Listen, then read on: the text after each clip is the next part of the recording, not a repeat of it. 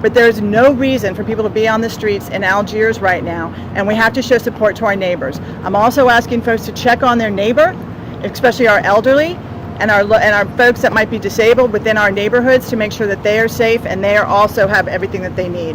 So again, I just want to thank especially all the men and women that have been working with the City of New Orleans and all the departments that have been out there 24/7. So please show support by listening and staying home. Thank you. Thank you, Councilmember.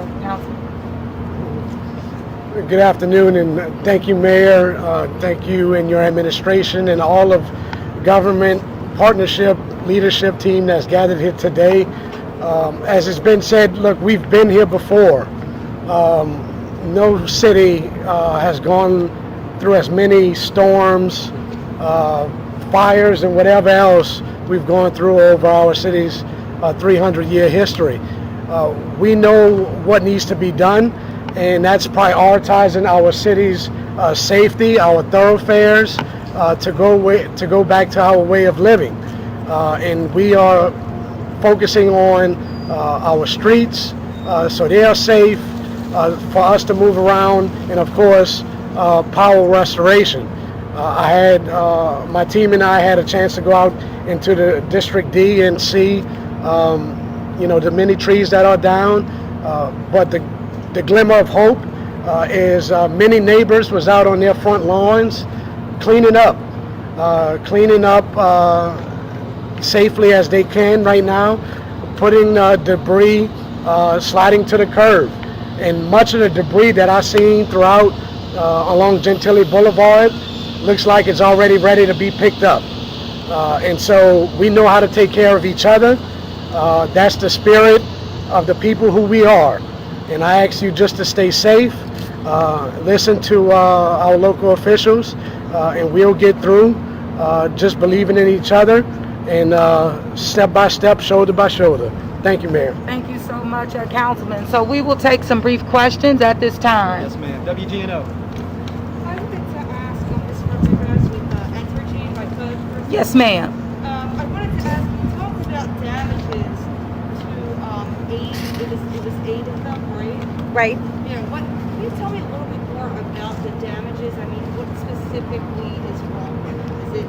Is it repairable? Can you tell me a little bit about We don't know yet. That's why we're doing today's assessment, and the assessment will take a little while. But so of those 8, we don't know if one is severely damaged. It could be minor damage that would allow us to get that fixed more quickly.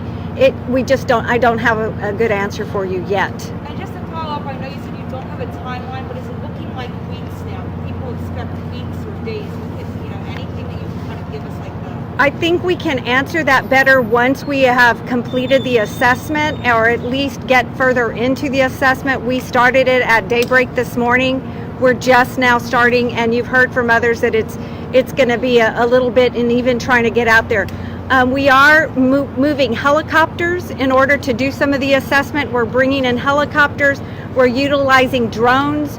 We're using other technology to make sure that if we can't do it as a person, because some of this is hard to get to, and it's a large footprint that we're talking about, we're using all kinds of technology in order to do this as quickly and as safely as possible. WDSU. And a question for the police chief.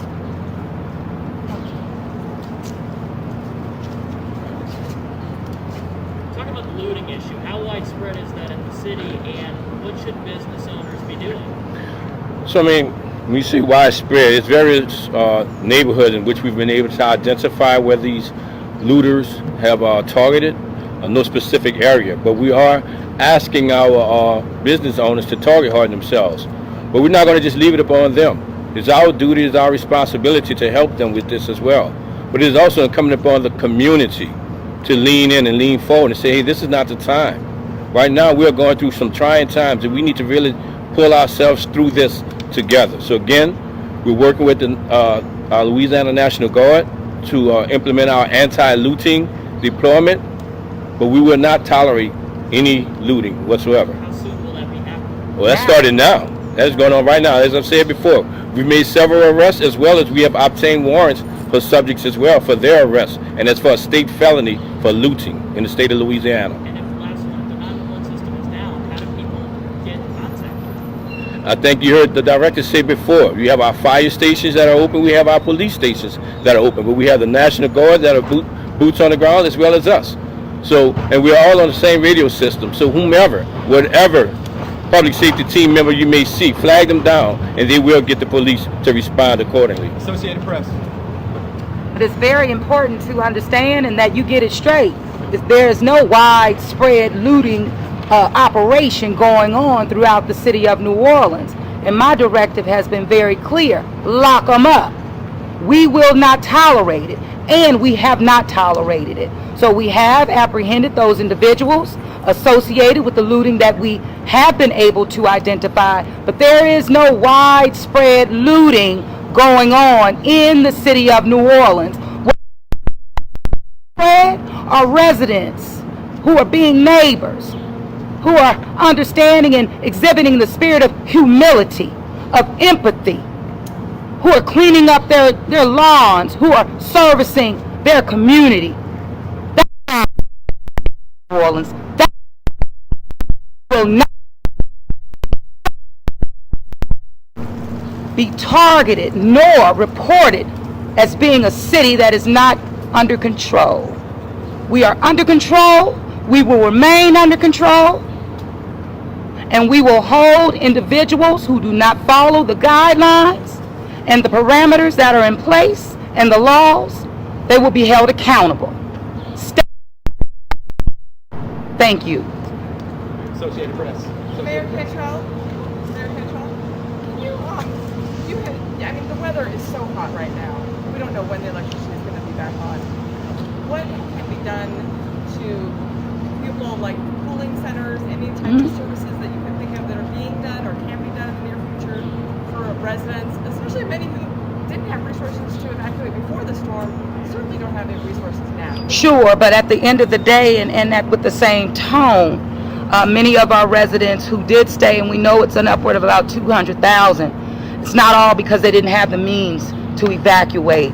Those were choices that were made, but in spite knowing that those residents are a top priority for the city of New Orleans. We have been in planning efforts prior to storm, but absolutely post-storm, because you have to understand and assess the impacts of the storm to therefore stand up resources throughout the city. So as I stated earlier on in my remarks, while we were planning for a post-evacuation, just in case, we do not believe that that effort is going to be necessary. Therefore, pivoting to standing up assets and resources in neighborhoods are a priority.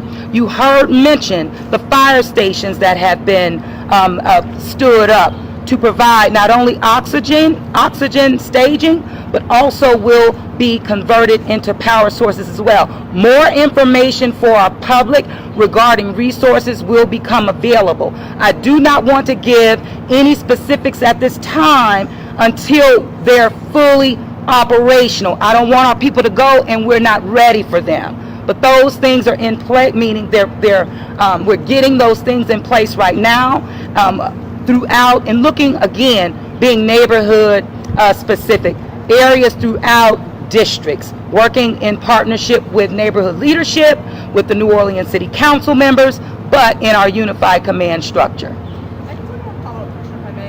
You had mentioned also that you wanted to be good neighbors and providing resources to other parishes as possible. Can you expand on that at all? Well, what I have been told, and this will be even more defined as other communities and parishes are doing exactly what we're doing, assessing their damage. What we do know kind of on the front end is aligned with our with people in other parishes that are hospitalized or have medical needs. And so we're really just working very hard in collaboration with them, should they need to, in some capacity, seek refuge here in the city of New Orleans. We're identifying where we could provide that level of relief. That's still a work in progress, but it is important for me to say, as the mayor of the city of New Orleans, that we stand ready where we can to assist our parish leaders and our residents, because we do recognize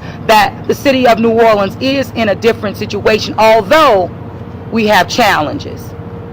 The advocate. Mayor, you said that a posted act you don't believe will be necessary. Yes. As you're moving forward, what exactly are you looking at to determine, to confirm that decision?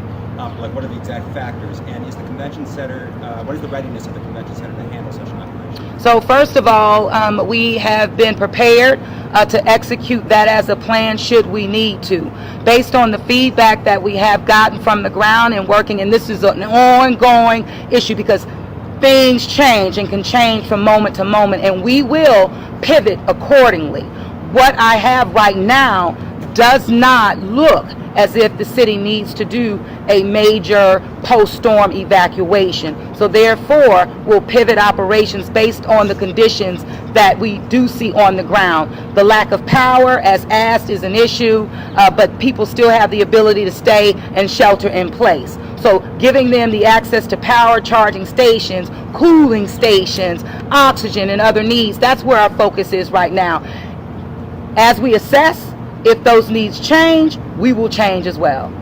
Gambit. Is there any idea of how many people have evacuated the city or how many people are currently? Well, preliminary and really data that we have collected from our communication sources, we're using the number of about 200,000 residents that are currently in the city. I do not have a number for you in regards to those who evacuated, but we do know a large amount did.